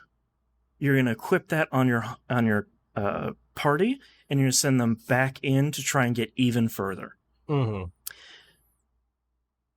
Oh, God, this game is really good. It tells you how much I did not play it, though, because I literally can't even remember the name of it. Yeah. The best part about this is it's genuinely free. You can watch ads to, like, replenish your team's HP back to full if they fall in the dungeon, but you're not going to because that's kind of not the point. It is like a roguelike where it's like your whole party died. You're going to go back to town and get 6 more, dummies that's going to follow you into the dungeon, and then you'll try and get further until they die and keep trying. But it genuinely is free. I bought like the $2 pack that it's basically like the support this game pack. It gives you a whole bunch of bonuses, but it's kind of inside baseball, so I'm not going to get into it. The benefit that this one is so much better designed than the first one in so many ways. One of the frustrating parts about the first one is, let me back up. By the time you beat the boss of the dungeon, essentially what you want to do is travel to another dimension to start that dungeon from floor 1, but you're carrying your bonuses from the previous dimension. So you're carrying like all the town upgrades you have, you're carrying any like levels that your individual classes have gotten. So like you are starting from the beginning, but you have so many extra bonuses. You're really flying through the beginning. So that wasn't really clear in the first game. So like the first dungeon was 100 floors, and it's going to take you a really long time to get there. And by the time you reset it, it's sort of like, oh, I start back over. I just spent like dozens of hours doing this. You reset your first dimension in this game within like the first hour. Like it really pushes you through. It says, by the way, here's the real point of the game.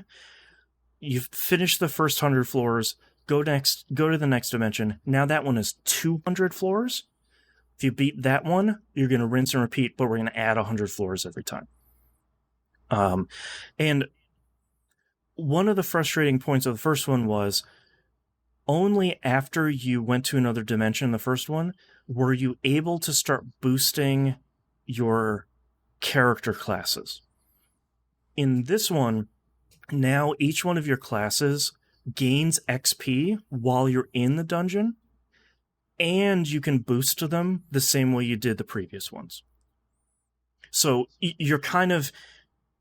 It's the great part that we on We Roguelike It like about roguelikes, where I went in the dungeon, I didn't make a ton of progress, but maybe my Huntress class leveled up, so now she has 2 more MP, so now she can use her skills maybe one more time when we're in the dungeon. Yeah. So you're making incremental progress slowly, but it feels like it's way more rewarding than the first one, where you're going to do a run and you're going to get something out of it, and that feels really great. So I highly, highly recommend go check out Soda Dungeon 2. It just came out. It's out on Steam, iOS, and Android. It's free on iOS and Android, and it legitimately is free. It's not like reset your first dimension for $2. It's nothing like that. And it's really great. It took everything that made the first one so addictive and made me play that for months on end, and just kind of redesigns it all to make it way smoother and way more satisfying. So, nice. And it murders your battery, and it is totally worth it.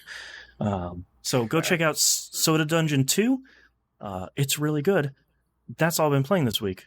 Let's take a break.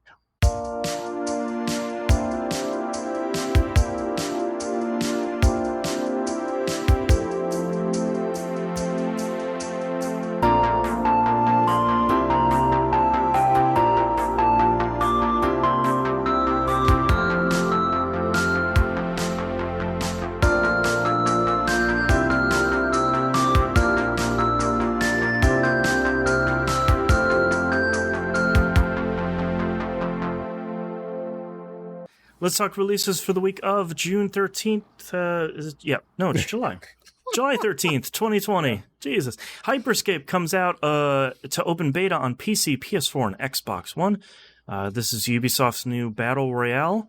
That sentence has already sold you or not sold you on it, so that's about all you need to know. Survey says... Death Stranding comes out on PC. I bet that looks really good. Uh-huh. If that has ultra-wide support, which I would hope it would, man, that would look really good. I can't wait to see the dumb mods for that game. 100%. Dude, Thomas the Tank Engine is BT. Yes, please. Yep. Or just a whale in the sky. Whatever. Mm-hmm. Yep. Cannot wait for it. Rocket Arena comes out PC, PS4, and Xbox One. This is multiplayer. Ubisoft is putting this one out too? No, EA is putting this one out too. So it's an EA Partners game. It's not made by EA. They bought the rights to publish it, and they're putting it out. But number one, it's a multiplayer game. Number two, it's called Rocket Arena. And number three, it's out by EA. That's 3 strikes right against me. How dare they use the Rocket Arena name? Man, jerks. Story Seasons Friends of Mineral Town comes out PC Oh no, and Switch. that sounds like a Harvest Moon game. Sure is. It's that there was like some rights and licensing thing that happened, so it essentially it's Harvest Moon under a different name. Yeah. Super Hot Mind Control Delete comes out for PC, PS4, and Xbox One. This is a new expansion for Super Hot with procedurally generated roguelike levels. Add it to the list, Boston. It's only the most innovative first-person shooter I've ever played. That's right. It sounds so dangerous. Ghost of Tsushima comes out on PS4. Oh boy, did I forget that thing was coming out. I feel like that snuck up. Like, I feel like they just showed trailers of that, and I was like, yeah, this is coming out in like September or whatever. And it's like, nope. It was one of the few games that barely got pushed back, too. Yeah, and I feel like it's like just coming out right after, like 2 or 3 weeks after Last of Us 2. So, like, if you like these types of games, it's good eating right now. The PlayStation brand of games. Yeah. I will continue to get flack for that, and I will continue to stand by my opinion on that. What's your opinion? All PlayStation first-party exclusives are third-person character adventure games in one form or another. The Last of Us, course they are, Uncharted, Spider-Man, God of War, this. Yep. Tsushima. The lightning game with the powers and the zippity-zappities, whatever that's called. Infamous. Thank you. Yep. Yes. You're not wrong. They are all the same made game. by Sucker Punch, which made Infamous, didn't they? Yeah. Yeah. Moon, you can't be wrong for saying facts. And lastly, Paper Mario: The Origami Kingdom comes out on Switch. I'm really excited for this game because I'm really pumped that they are significantly changing the battle system on this. It looks complicated as all kinds of hell, and that's a good thing for the Paper Mario series. There's 4 spinning concentric circles that you need to line up to hit as many enemies as you can all at once. And then you're in the middle, and then the bosses reverse that. And it's like, yeah, man, that looks cool. Mm-hmm. That looks great. Let's talk about news stories. There's a rumor this week that Microsoft is telling developers and publishers they are not allowed to charge for smart delivery. That's good. It. That's awesome. Good job, Microsoft. Like, you should. I feel like they're like, everyone's like side-eyeing EA, where it's like everybody's side-eyeing 2K after what they tried to pull. Yeah, you get a free upgrade. I feel like both of them are as long as you pay $100 for the premium version of the game. Right? Yeah. Go away. Good God.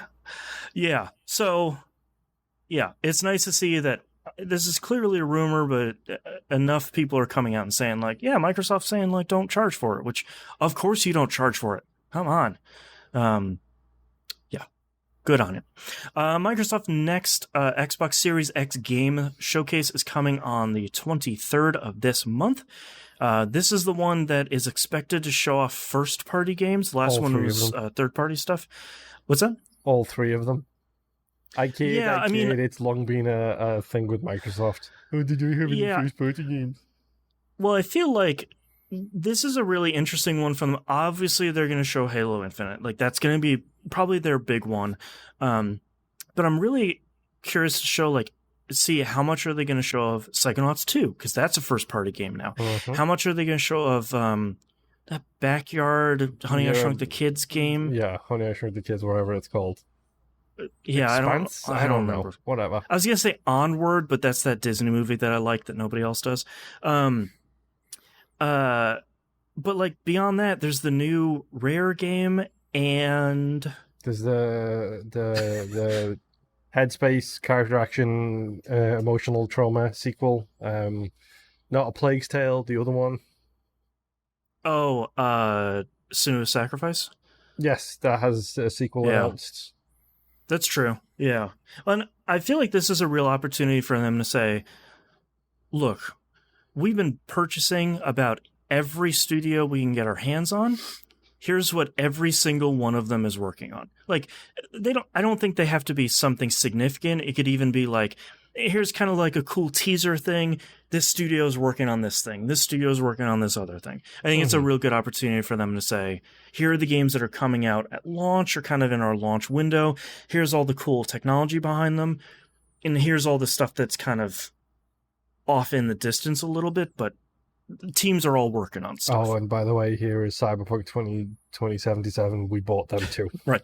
Just for no reason. Here's just, this game still looks cool. Whatever. Here you go. Yeah, probably. Devolver Digital had their direct this week. Can we talk about that tease image that the Devolver tweeted as the best tease image for this ever?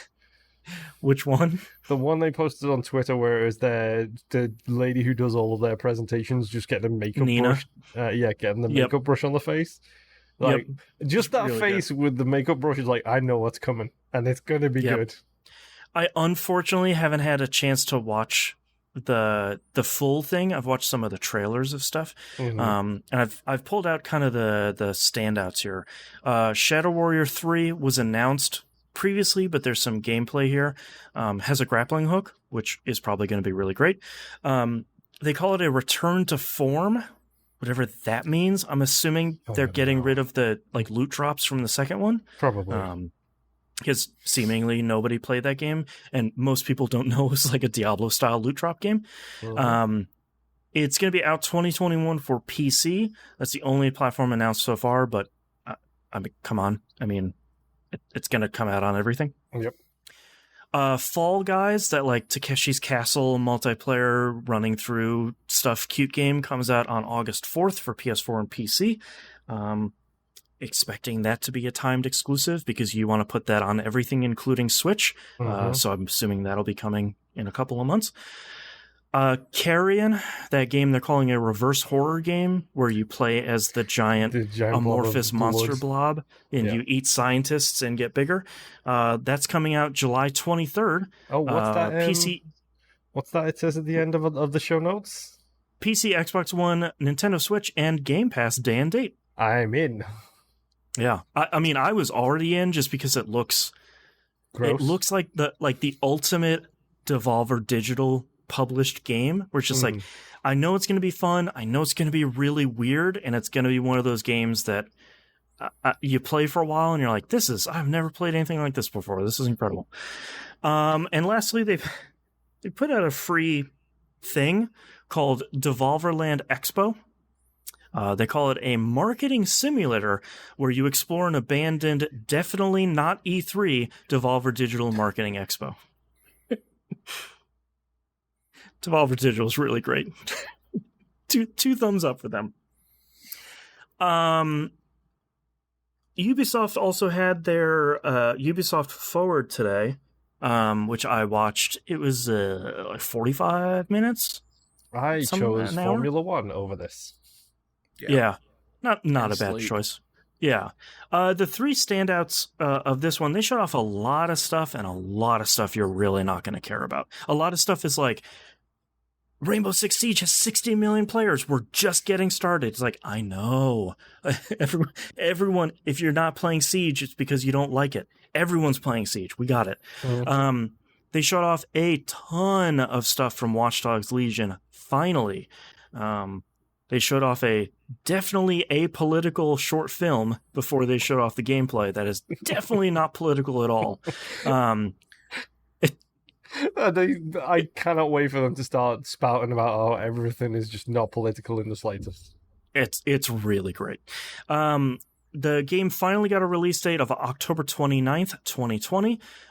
It is only listed for PC, PS4, and Xbox One, which probably makes a lot of sense because that is probably around the time when the new consoles are launching. So they probably can't say, like, also available on PS5, like day and date, because then, that game still looks really great. And they are still leaning into, they showed off a lot more stuff of the people you're recruiting from around London have their own skills and weapon types and stuff like that. So they're really leaning a lot more into, it's not just, oh, this grandma's hilarious because she's old. It's like, no, she has a specific skill set that allows her to like stealth into places and do stuff that other characters can't. So they show off a lot of like Hitman style stuff where it's like, this guy is a construction worker, so he can just walk right into this construction site and do stuff. So looks really great. I'm still really excited about that. Please, people, go play Watch Dogs 2. It's really great. Have it and I've never launched it. It's really great. And if you're listening to the show, you probably didn't play it. And that's a bummer because it was really good. Yeah, I still can't get over the first one. Yeah, the second one is so much better. You keep saying that, but the first one left such a mark on me that I'm like, this series is a wash. I care. Totally understand. Like I liked the first one. Yeah. Oh, it's that one mission with the stupid fire truck, and I was talking to somebody earlier this week about it. Everything to that point was fine. It's that one GD mission. So Moon and I were talking about a divisive cult favorite Fast Saga movie, and if it's at the top of your list we would understand, and if it's at the bottom of your list we would understand. I feel like that's Watch Dogs, where like I totally understand if you loved it and you don't want to play any of the rest of the games because you're once bitten twice shy. I get it.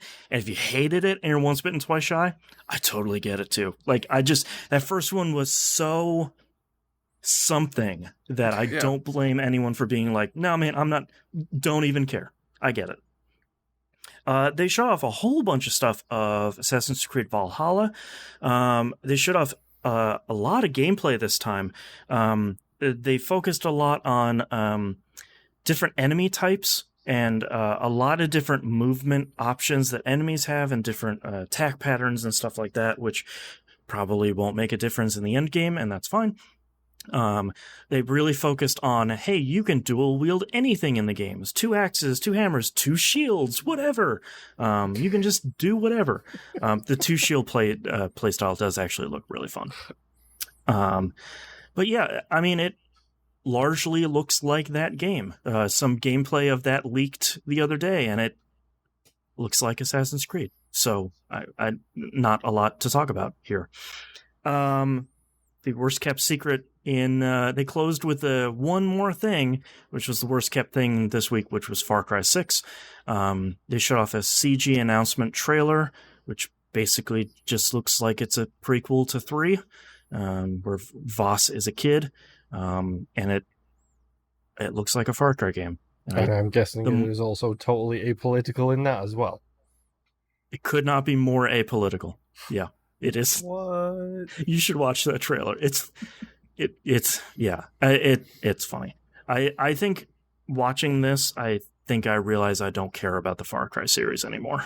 I think I realized that after 4. I played 3 and I played 4 and I liked both, and I think I'm good. Because unless they're materially different, I just can't. I can't get excited about them. Keep in mind, this is Far Cry 5, and I'm pretty sure there has been 2 other Far Cry games since 4 came out. This is Far Cry 6. Oh, 6. Sorry. Yeah. There has been. Yeah. There was 5. There was 5. There's been 2 more, because I'm pretty sure there's Origins or Tribal or whatever it's called, and then there was New Dawn as well. Yeah, New Dawn was after 5. That Primal was after 4, probably. Yeah. Who knows? Too many Far Cry games. I don't know, and at this point, I don't even really care because I'm not going to play it anymore. It's a great series, and they're a lot of fun to play, and I just don't want to anymore. The surprising thing that Ubisoft also announced at the same time is they're going to be doing another one of these later this year.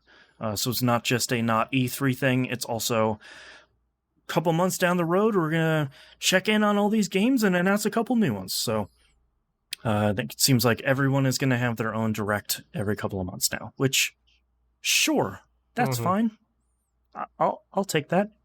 No big deal.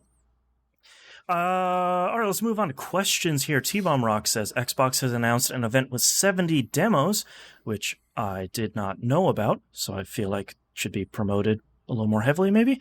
Do you plan on participating? And if so, what's your plan of attack? Have you heard any rumored games to play? Nope, I don't play demos anymore.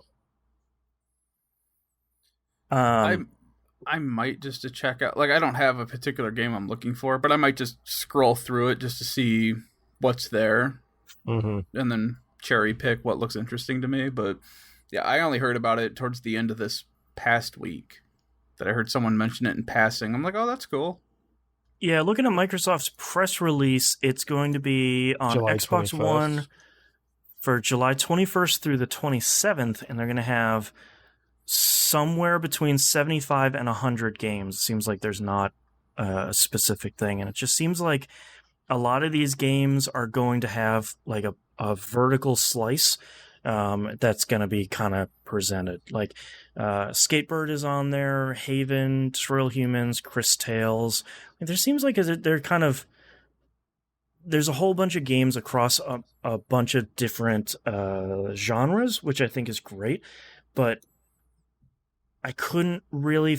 Number one, I don't have my Xbox One hooked up anymore, and number two, when am I going to have time to find... What?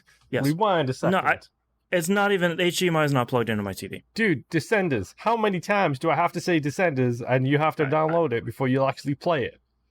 Yeah, at this point, I would rather just grab it from Game Pass on PC and just play it like that. Because my Xbox One is ailing. That needs to move to a nice farm upstate pretty soon. Maybe later this year. Maybe later this year when Series X comes out. During the whole lockdown time period, one of my wife's colleagues is an outdoor guy and likes doing things outdoors and stuff, and was going slowly crazy because of the whole lockdown thing. So my wife was like, look, we have an Xbox. Here is an Xbox. Here's 2 controllers. Here's 2 headsets. You and your wife, we've put 6 months worth of Game Pass on it for you, which we got for a steal. So take this original Xbox, go nuts, have some fun with it, play it. And now that everything's coming out of lockdown here slowly but surely, like they're back and working, and it was like, oh, I can give it back to you. And my wife was just like, dude, it's fine. And he's like, well, at least let me give you like a couple $100 for it. So I'm like, dude, it's an OG Xbox. It's a launch day Xbox. Yeah, like it's not. No, you're fine. Buy me a sandwich. Literally, he gave me 2 cookies. Like, that's about right. Yeah. So I really appreciate what Jeff Keighley and his team are doing for the Summer Games Fest, and like having so many playable demos for so many games. I just do not have the time to do that. I just it's a cool idea that I don't have the time to do.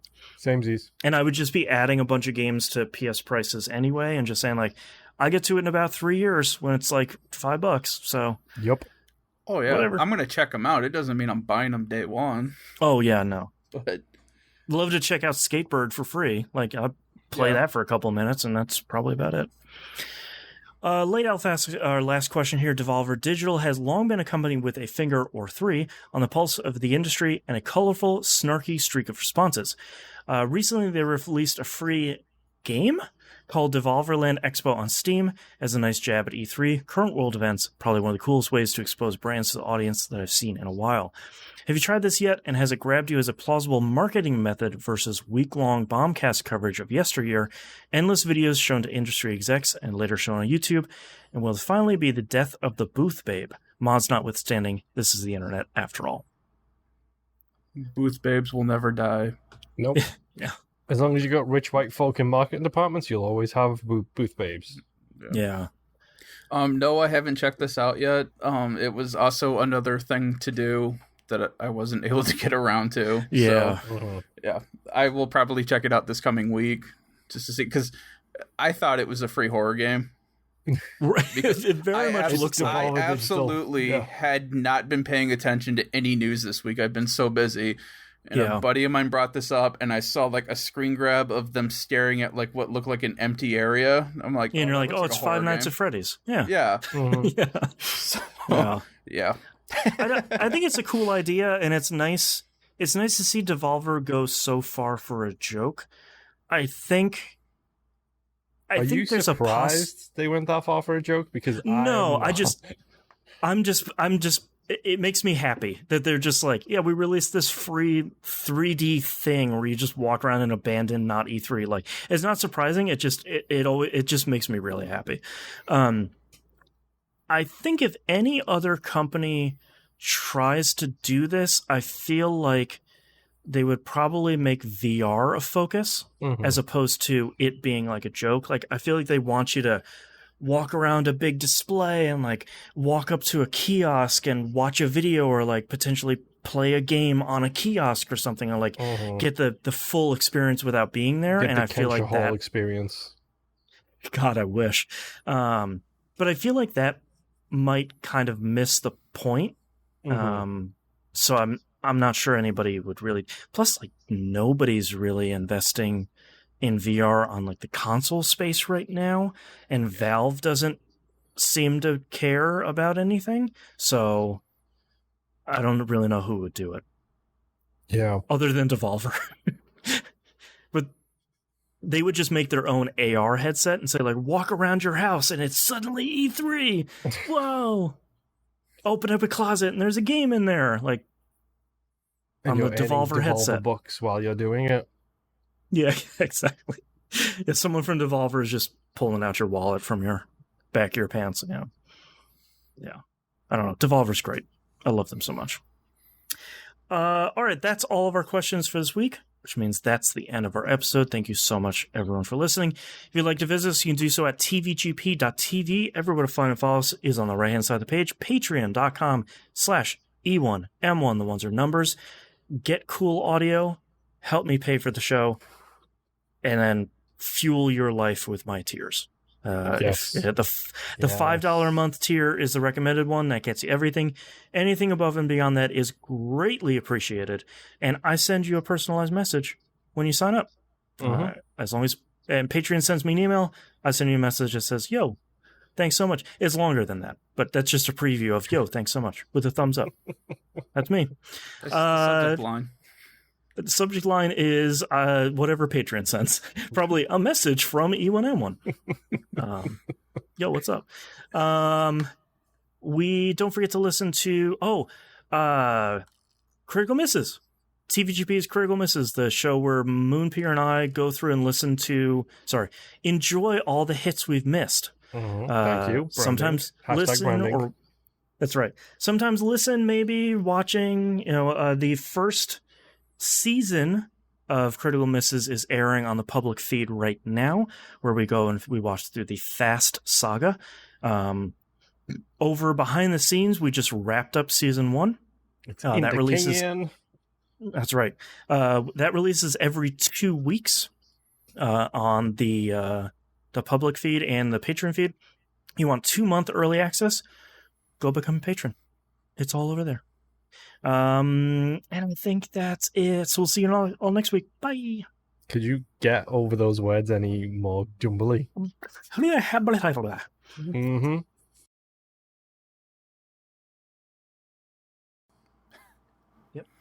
That's me. A professional. 12 and a half years of professional speaking. You do get paid a little bit for this. I mean, it never really goes directly to me. It just goes right over to lip sync. It's not a career, it's just a job. Yeah. Yep, an unpaying job.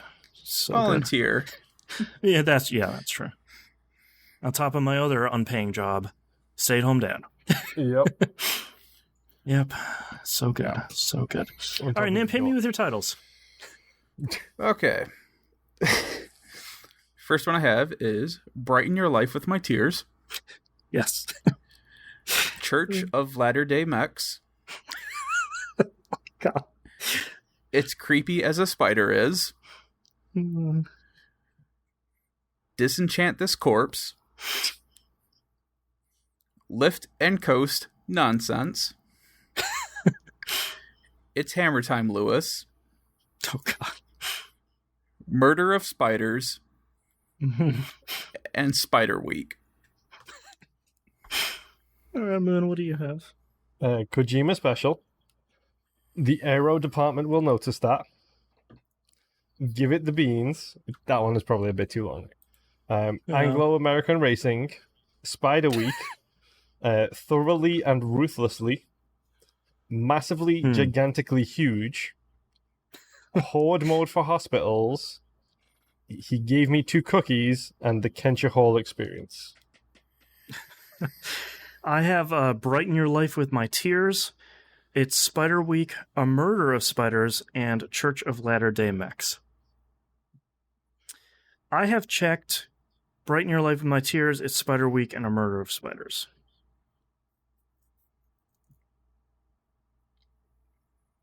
I like Brighten Your Life with My Tears. Mm-hmm. I think if it's Yeah. out of those 3, it's that one. Yeah. I agree. Oh, so I'll circle it. And I'm ready whenever you guys are. I'm ready. Yep. Wow, okay. All right, no pressure on me. All right, starting in 3, 2, 1. This is That Video Game Podcast, episode 664 for July 13th, 2020. Brighten Your Life with My Tears. I need to feel. I have asked you for nothing, so go to our Patreon page. All right, thank you so much, everyone, for listening, for watching. Thank you so much. And we'll see you here next week. Bye. Ciao, ciao. There we go. We can stop recording.